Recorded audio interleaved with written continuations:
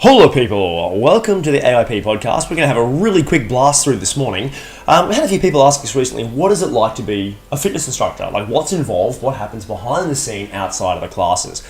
We can talk about that. I'm going to talk about it from the view of a Les Mills instructor. So you tend to have two types of instructors. You have those who do freestyle teaching, who have a generic structure that they'll follow, so be it weights, fitness, circuit, but the day-to-day intricacies of what's involved in that will change between classes. They'll make it up on the fly, perhaps. From a Les Mills point of view, which is a structured type of group fitness session, we get particular choreography, we often get music to go with it, and then we follow the guidelines, and we often receive specific training for particular programs. Now, I'm just going to switch this over so you can see my screen. All right. So Les Mills, for example, it has, let's just drop back to the main page here. Les Mills has a portal that works for the general public, and it also works for instructors. This is where we download our quarterly releases. So every 3 months, we get a new series of music, a little package that has the music, the notes, and a video of the master trainers showing us more or less what's going on. Basically doing an example of the class. Now what comes in those packages? So when we open up the package, so here's one of a sort of a body attack example. You get a whole swag of music and you can put that on your phone, and you get an example of the notes, which look like this. I'm going to talk about that a little bit more in a minute. And you also get the video that I spoke about. Now with the notes, what these do is, this is an example of a body attack track 4, so it's a plyometric track. It'll demonstrate here sort of what the music is, where the timing is for particular move changes, what the moves are. I'm not going to scroll down too much. Obviously this is Les Mills property, but I'm just going to, this kind of gives you an idea on this is how we learn the choreography in conjunction with watching the video. And there are notes in here with gives us tips and things on what to say, how to teach, like how to guide each move safely, how to do each move, how to get the most out of each move, and then also some ideas on how to impart the feel for each track and for the release in general. So is it kind of like a really hardcore go hard track? Is it more of an upbeat dancey one, or is it kind of somewhere in the shade of grey in between? Now let's talk about, why do people become fitness instructors? Let's just pop this back up. You know what? Let's go full face cam. Full face cam. Let's cut across. Hey! Why do people become instructors? Typically, but not always, it's because they have a passion for a program. For me, it was body attack. I joined Easy Fit as a participant. I was an engineer at the time. I loved body attack. I got the opportunity to do training for it. So the group fitness manager at the time actually asked me, would I be interested in doing it? Yeah, sure, why not? The other reason that I did it for, and that a lot of other instructors do it for, is personal challenges. So for me, it was improving my public speaking skills. I don't typically have a problem public speaking, but that's in a very set scenario. Like, here's what I want to talk about, and it's just me. There's no sort of interaction with your audience, or not much anyway. That's probably an unfair statement. I did it so that I had to be different every time I taught a class. And then the other one too is community. So when I was just a participant, I might have known 20 odd people around the club, a couple of instructors, the people that taught my class, and then a couple of people within each class. Hundreds. I now know hundreds of people, if not by name, then by face. I'm going to talk more about names in a little bit. So if I don't know your name or I get it wrong, I'm sorry, and that happens probably more than I'd like to admit. But I'm going to talk about that in a little bit. So what's involved with the instructor? I've already talked about the kit that we get. So you've got the freestyle and you've got the formulaic. That's not the word I want to use, but you know what I'm trying to say there. So Les Mills uses the prescribed formula technique. We get the notes, the technique, the music. What makes the one-on-one instructor situation a whole lot more enjoyable, in my opinion, because you've got options. Is you can go online and you can download on-demand type workouts. There are thousands of them. Like, here's an ab workout, here's a cardio hit you can do at home, all that kind of stuff. People become or go to group fitness live classes for the authentic experience.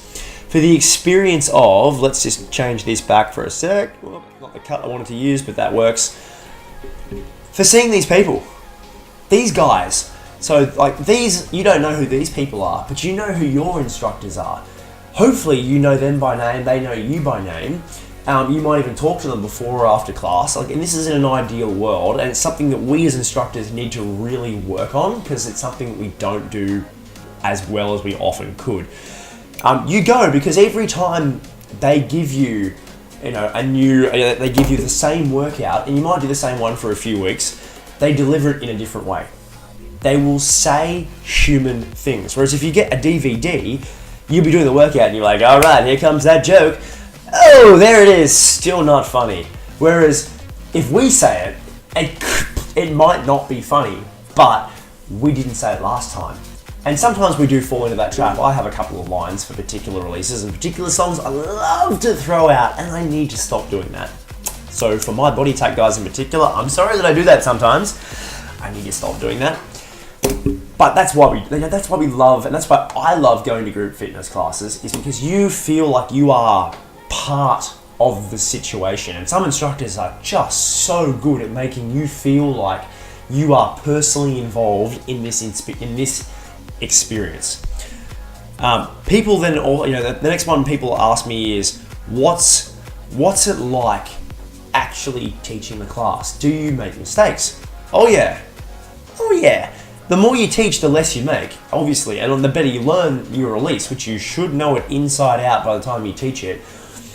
This doesn't stop you making mistakes, but you make very few of them. So the physical mistakes, like you get your choreography wrong, that one is not as bad as it initially seems. So that's the one that most instructors dread, is getting the choreo wrong. The more that you teach, the smaller those mistakes are. So rather than just mind blanking, which is really bad when that happens, rather than mind blanking a move, you might do a similar move but slightly wrong. Or you might do the move for slightly too long. But when that normally happens is, as soon as you've done it, you realize you've done it normally. And then you can either do a safe alternative and keep the class moving, and hopefully they don't notice. If they're a veteran who've been doing your class forever, they're going to notice. But that's okay, as long as you keep the class moving, and you can often, if you catch it in time, quickly switch it back. Or if you miss it, you miss it, and you get back on the next change. Push comes to shove. The ones that become really funny are the verbal ones. So the verbal ones are where you completely mess up what you're trying to say.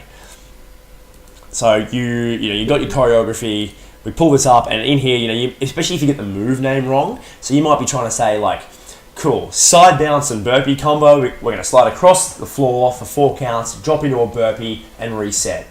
What you actually say, so that's the move, and what you actually say is, we're going to step sideways and drop squat, and you just completely get the move wrong. And that is when it often leads into a physical mistake, because you're busy thinking about what you sort of should have said, you've missed the beat, and the whole thing falls apart. The one that often gives me the giggles is when you're trying to give cues and trying to give that authentic experience. So things like, instead of just saying side bounce and burpee, you try to give a bit more. So we're going to get low, move across the floor, bracing through the core, really feel the legs work, drive sideways, and then drop into a strong plank position for your burpee. And what actually comes out is, we're going to fly across that, and then, yeah. What? That's the one, and people look at you, they hopefully you've already set this up, and they move and they do it anyway, and everyone gives you that kind of a queer look, like, what were you trying to say there? Or you say something, you try and say a joke, and it's really offensive, without meaning it to be offensive, and you, only with hindsight after the class, you look back and you go, oh my God, what did I say? Oh, I hope they thought I meant it like this and not like that. And oh man, that's awkward. That happens fairly regularly. You say something and you're like, but what if they thought I meant it like this? Particularly in this day and age, when we live in, outrage heaven. It keeps it fresh. Keeps it fresh, trying to make those mistakes. And look, the other one that people often ask is, what is the physicality like? Is it different to being a participant? Yes and no. So, does the instructor have to be the fittest or strongest person in the room? Absolutely not. But you should be one of the first. You are trying to role model the fitness, particularly for the high intensity classes. You get some gung-ho fit people in there, or in pump, you get some massively strong people. You may not be as big or as strong as them, and that doesn't matter.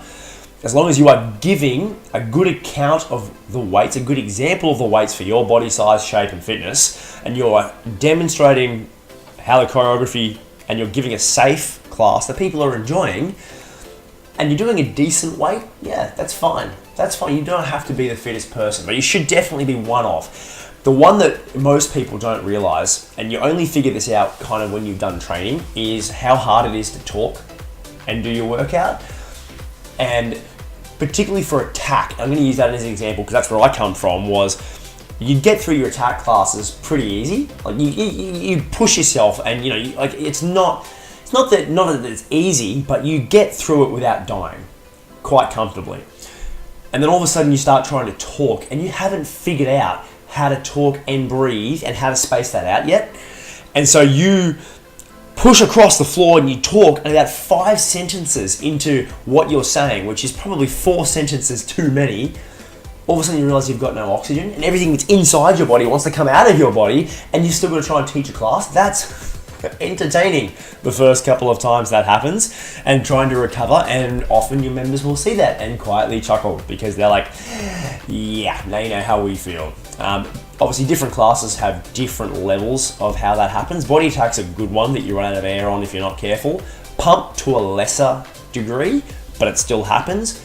Some of the classes like grit, you need to be very careful because you are walking around your class trying to give that one-on-one PT authentic experience, and you should be doing the workout with the class, but you've obviously got to try and get around, and as you get around, that's a chance to breathe.